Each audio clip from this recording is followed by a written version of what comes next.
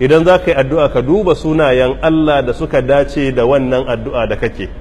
Shi yasa daman roƙon Allah da sunayensa al-asma'uhu al-husna, sunayensa mafi kyawu yana daga cikin sabubba da ke sa Allah ya karbi addu'ar mutum.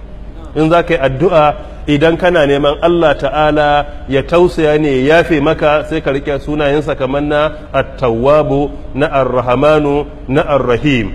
Ka duba sunayen da ke da alaka da abin da kake roƙo. Idan kana neman Allah ta'ala ya baka arzikin aihuwa ko arzikin lafiya ko rufin asiri na rayuwa, sai kai ake da sunansa ar-razzaq ko ar-raziq, duka ya tabbata a shari'a, sai ka roki Allah subhanahu wata'ala.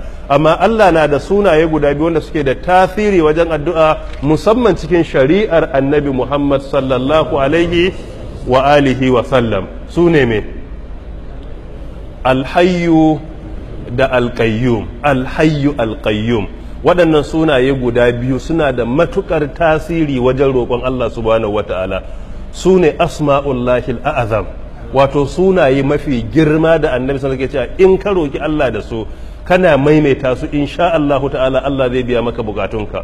Shine ayi addu'a ka ce amin ya hayyu ya qayyum, ko ka roƙi Allah ya hayyu ya qayyum ya hayyu ya qayyum, sai ka faɗi bukatunka. Waɗannan sunaye suna da tasiri, kai ka ce ga yawa jini na wuce ne wajen tasiri. Sun zo aƙalla a wurare guda 3 a Ƙur'ani.